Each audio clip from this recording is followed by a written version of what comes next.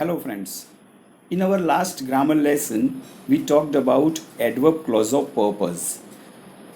ગુજરાતીમાં વાત કરીએ અને પરીક્ષાની દૃષ્ટિએ જો જોઈએ તો હેતુદર્શક વાક્યો પરીક્ષામાં આવે છે શોઈંગ અથવા તો એક્સપ્રેસિંગ પર્પઝ. પર્પઝ મીન્સ હેતુ. તો અહીંયા આપણે જ્યારે ભણતા હતા ત્યારે વાત કરી હતી, એક શબ્દ વાપર્યો હતો મેં, ફ્રીઝ. ફ્રીઝ મીન્સ શબ્દનો સમૂહ જે કોઈ ચોક્કસ બાબત દર્શાવે છે. બીજો શબ્દ આપણે ભણ્યા હતા clause. Clause means a sentence indicating something connected to another sentence. તો આ બે બાબતો આપણે ભણેલા હતા, એ યાદ રાખીશું, ફ્રેઝ અને ક્લોઝ. હવે જ્યારે પણ આપણે ક્લોઝિસ ભણીએ છીએ ત્યારે એ બાબત યાદ રાખીશું કે તેમાં બે કે તેથી વધારે વાક્ય હોય છે અને કોઈ સંયોજક હોતા નથી. Today we are going to talk about adverb clause of contrast or showing contrast. આપણે એડવર્બ ક્લોઝ ઓફ કોન્ટ્રાસ્ટ જોઈશું, શોઈંગ કોન્ટ્રાસ્ટ, સિમ્પલ સેન્ટેન્સીસ પણ જોઈશું. So today we begin showing or expressing contrast. What is contrast? Contrast શબ્દ શું છે એનો અર્થ તો આપણને આવડવો જોઈએ ને. તમે કપડાં ખરીદવા જાઓ ત્યારે પેન્ટ અને શર્ટ એકબીજાની સાથે મેચ થાય એવા કલર્સ ખરીદતા હોવ છો. તો વળી ક્યારેક શું કરીએ છીએ, બંને એકબીજાથી વિરુદ્ધના કલરના કપડાં ખરીદીએ છીએ. Black pant, white shirt, that is contrast. એકબીજાથી વિરુદ્ધનું હોય છે, that is called contrast. So today we begin showing contrast. Let's see. Language function showing contrast or expressing contrast. Here there are pairs of sentences. અને આ બાબત આપણે પહેલાં ભણી જ ગયા છીએ. અહીંયા આપણે એનું થોડું રિવિઝન કરીએ છીએ અને જોઈએ છીએ કે તે શું દર્શાવે છે. First sentence, Adit prepared well for the interview. He was not selected. See these are two sentences. હવે આટલી સારી તૈયારી કરી હોય ઇન્ટરવ્યૂ માટે અને છતાંય સિલેક્ટ ના થાય તો ધેટ ઇઝ કોન્ટ્રાસ્ટ. બંને વિરોધાભાસી બાબત છે. આને આપણે જોડવું હોય તો તમે 7મા 8મા ધોરણમાં આ વસ્તુ ભણી ગયેલા છો. Adit prepared well for the interview but he was not selected. Next sentence, Sneha walked fast. She missed the bus. આ પણ આપણે ભણી ગયા છે. Sneha walked fast but or you can use yet she missed the bus. હવે બંને વાક્યના કરતા સરખા હોય તો ઘણી વખત આપણે કરતા રિપીટ નથી કરતા. Sneha walked fast yet missed the બસ, આવું પણ કહી શકીએ. Next sentence, I practice every day. I can't touch my toes. Toes એટલે આપણા પગના અંગૂઠાના જે આગળનો ભાગ છે એને આપણે ટોઝ કહીએ છીએ. I practice every day, I can't touch my toes. હવે રોજ પ્રેક્ટિસ કરીએ તો થોડાક તો શક્ય બનવું જોઈએ, but it's not possible. So let's see. I practice every day but I can't touch my toes. અથવા તો I practice every day yet can't touch my toes. સો આ આપણે ભણી ગયેલા છીએ, મેં જસ્ટ રિવાઇઝ કર્યું છે. તો અહીંયા આપણે જોઈએ છીએ કે 6ઠા 7મા ધોરણમાં આપણે શું ભણ્યા હતા, બે વિરોધાભાસી બાબતને જોડવી હોય તો આપણે બટ અથવા યેટનો ઉપયોગ કરીએ છીએ. હવે થોડા વધારે વાક્ય જોઈએ અને કંઈક વિશેષ જોઈએ. Let's see. Hema prepared well for the interview but she was not selected. See આવું જ કંઈક વાક્ય આપણે છેલ્લી સ્લાઇડમાં જોયું છે. અહીંયા થોડું વધારે સમજીએ છીએ. સી, જ્યારે આપણે બટ વાપરીએ છીએ ત્યારે બટ સંયોજક તરીકે વપરાયું છે અને ગુજરાતી ભાષામાં આપણે જ્યારે કોઈ વાક્યમાં સંયોજક વાપરીએ તો તે વાક્યને સંયુક્ત વાક્ય કહીએ છીએ. અંગ્રેજીમાં સંયોજક વાપરીએ તો વી call it a compound sentence. Compound sentence કહેવાય. હવે આગળ એ જ વાક્યને બીજી રીતે જોઈએ છે. Hema was not selected though she prepared well for the interview. See પાછળનું વાક્ય જુઓ, though she prepared well for the interview.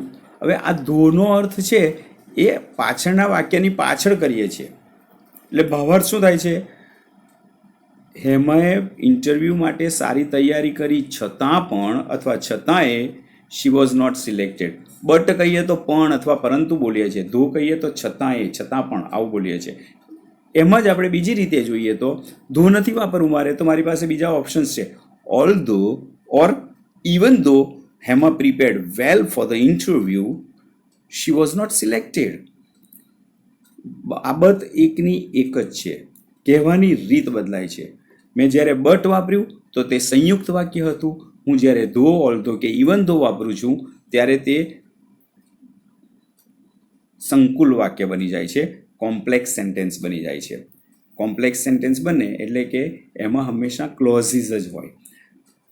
Next sentence, Sneha walked fast but missed the બસ.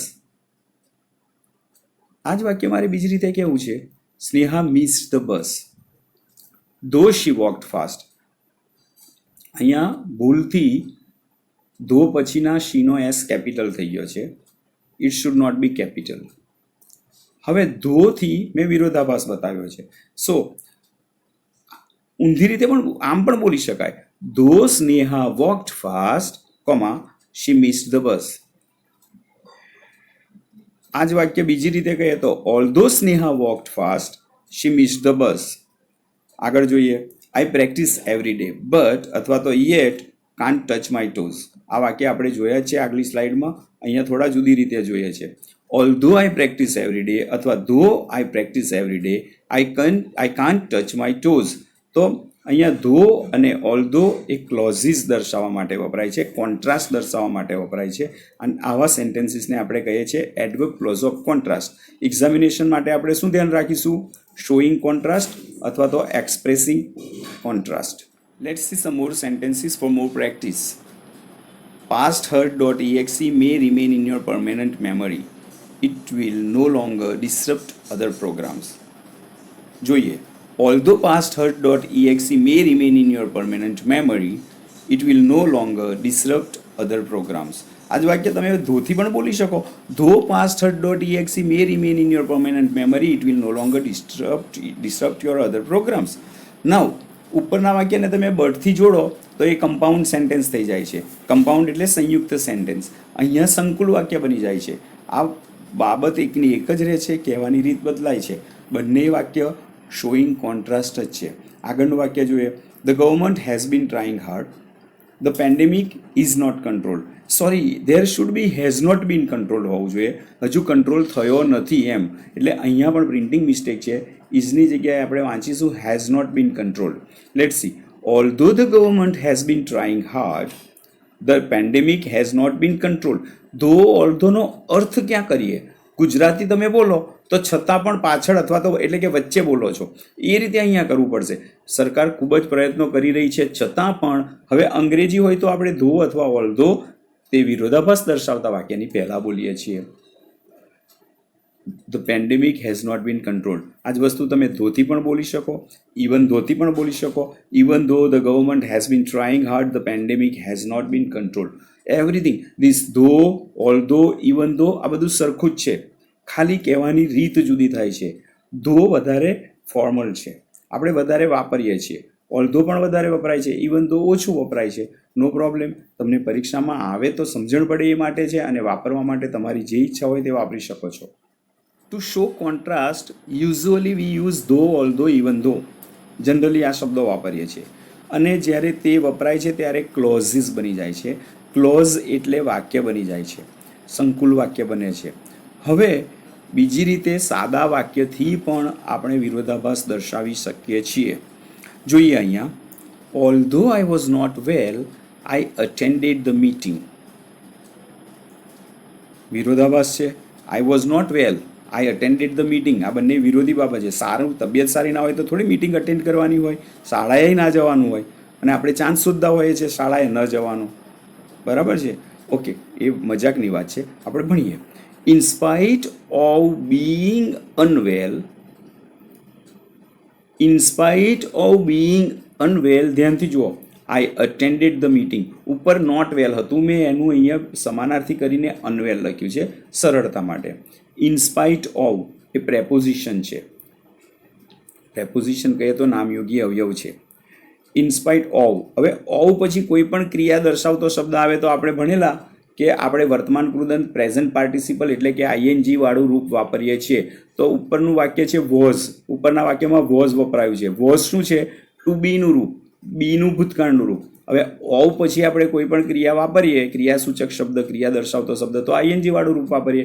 એટલે આઈએનજી ક્યાં લાગે? મૂળ ક્રિયાપદની પાછળ, એટલે બીઈંગ થયું છે. ઇન સ્પાઇટ ઓફ બીઈંગ અનવેલ, ભાવાર્થ શું કરીશું? અસ્વસ્થ હોવા છતાંય આઈ અટેન્ડેડ ધ મીટિંગ. ધો કહીએ છીએ તો છતાં પણ બોલીએ છીએ, અહીંયા છતાં એ બોલીએ છીએ ગુજરાતી ભાષામાં જોઈએ તો. બીજું વાક્ય જોઈએ, ઓલ્ધો સોનલ સ્ટડીડ હાર્ડ શી કુડન્ટ સ્કોર ગુડ માર્ક્સ. આપણા જીવનમાં પણ બનતું હોય છે, બહુ મહેનત કરીએ અને સારા માર્ક્સ ન આવે. જોઈએ આ વાક્ય, in spite of studying hard, સખત અભ્યાસ કરવા છતાંય Sonal couldn't score good marks. In spite of, છતાં એ શબ્દનો અહીંયા ભાવાર્થ કરીશું. આગળનું વાક્ય જોઈએ, although John is poor he is contented. Contented means satisfied. He is very poor but he is very happy, he is contented, satisfied.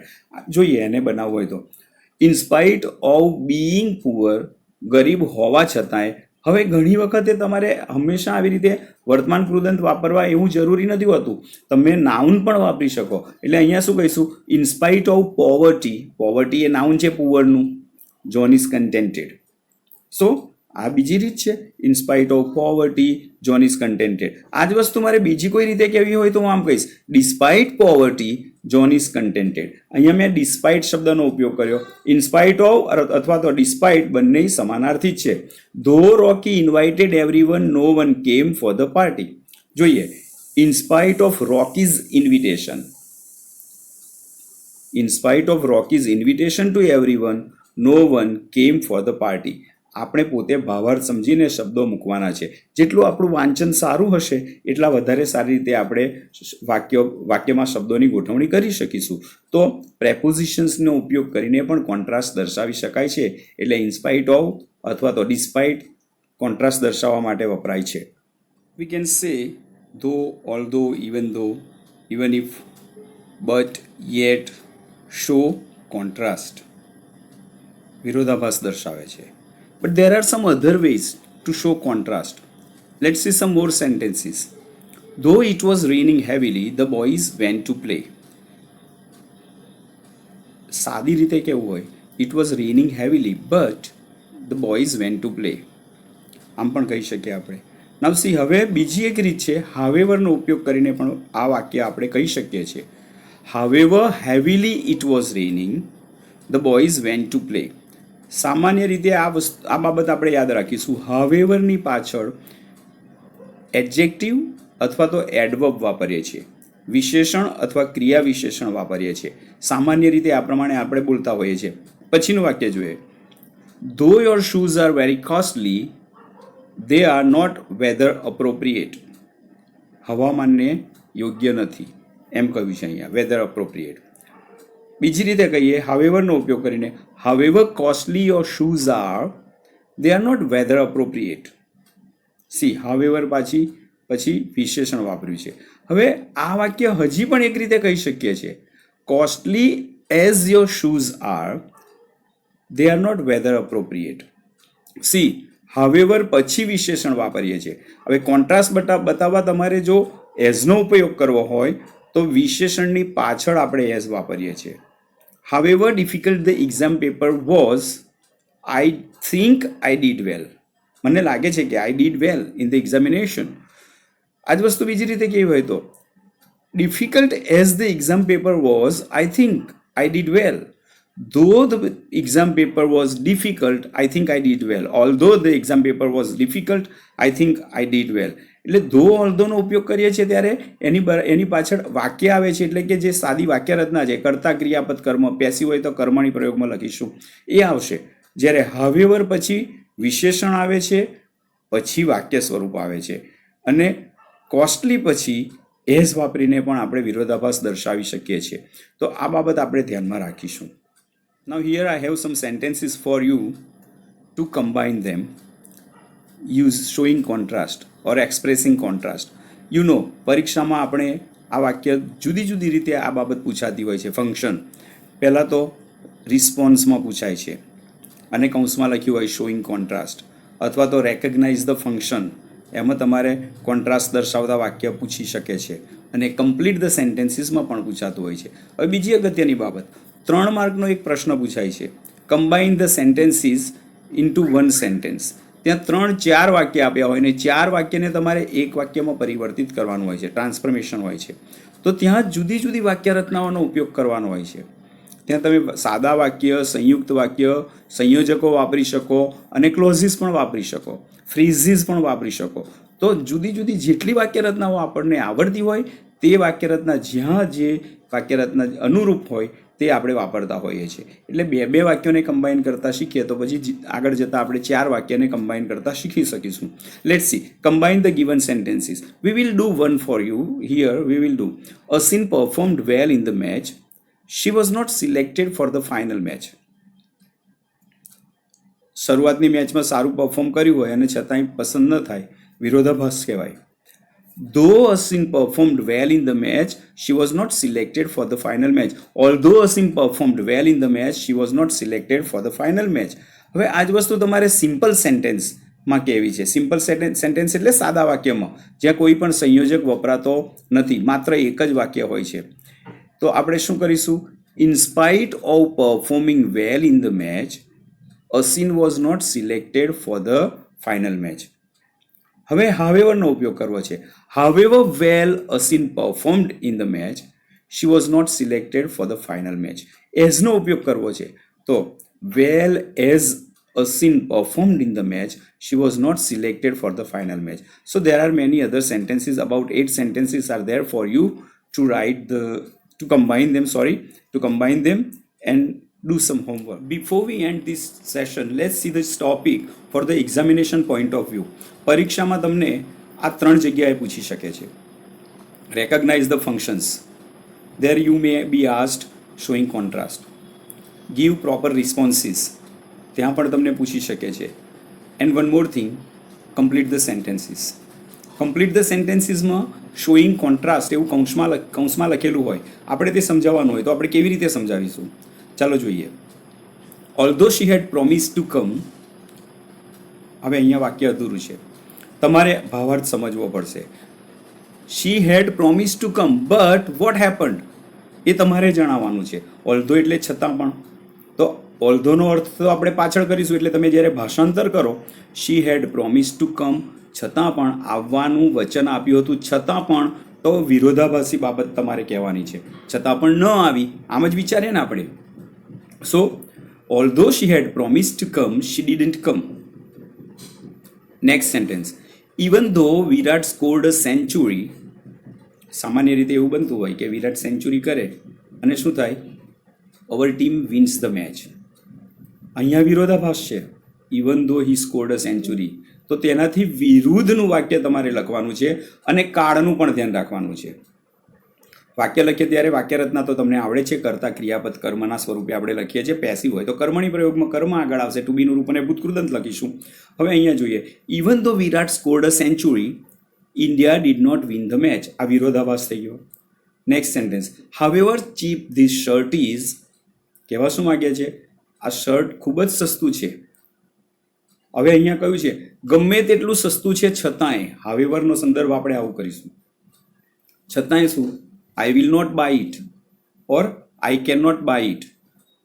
However cheap this shirt is, I will not buy it, or you can say I cannot buy it. કોઈ એવું કે મને પોસાય તેમ નથી, I cannot afford to buy it, or I cannot afford it. આવું પણ કહી શકાય. AFFORD. Next sentence. However angry my father was ... સામાન્ય રીતે પિતા ગુસ્સે થાય શું થાય? ધમકાવે, બરાબર છે, અથવા મારે. જનરલી એવું નથી બનતું આજકાલના જમાનામાં, પણ મારે પણ. તો however angry my father was, he did not scold me, he did not speak a word, he did not show his anger. વ્યક્તિએ પાછળનું વાક્ય બદલાઈ શકે, જેને વિરોધાભાસ દર્શાવતું જે વાક્ય બોલવું હોય તે બોલી શકે છે. તો પરીક્ષામાં જ્યારે આ કમ્પ્લીટ ધ સેન્ટેન્સીસમાં પૂછાય છે ત્યારે તમારે આ રીતે તેને પૂર્ણ કરવાના રહેશે. I have given some sentences for preparation for the examination and for practice. મેં કૌંસમાં શબ્દ આપી દીધા છે, એટલે તમને તે શબ્દનો ઉપયોગ કરીને વાક્ય પૂર્ણ કરવામાં સરળતા રહેશે. આ કાર્ય કર્યા બાદ તમને લાગે કે તમે કંઈક જુદી રીતે એને કહેવા માગો છો, તો તમે પાછળ કોન્ટ્રાસ્ટ બતાવતા વાક્યો પોતાની રીતે જુદા બનાવી શકો છો. But here keywords are given for you to make your work little easy. Let's see the first sentence. Though she studied hard, હવે વિરોધાભાસ બતાવવા માટે મેં તમને કૌંસમાં શબ્દ આપ્યો છે ફેલ, તો હવે તમારે કર્તાને ક્રિયાપદ જ લેવાનું છે. ક્રિયાપદ મેં આપી દીધું છે, કર્તા લેવાનો છે. Though she studied hard she failed in the examination. Just આમ જ વાક્ય પૂર્ણ કરવાનું છે. કાળનું તમારે ધ્યાન રાખવાનું રહેશે. હવે 6 નંબરનું વાક્ય જુઓ. Even if you tell the truth. Truth એટલે સત્ય. સામાન્ય રીતે ઇવન ઇફના વાક્ય બોલીએ છીએ તો સાથે ભવિષ્યનું વાક્ય હોઈ શકે છે, અને ઇવન ઇફનું વાક્ય આપણે વર્તમાન કાળનું બોલતા હોઈએ છીએ. Even if you tell the truth, મેં કૌંસમાં લખ્યું છે ટ્રસ્ટ. નો બડી વિલ ટ્રસ્ટ યુ.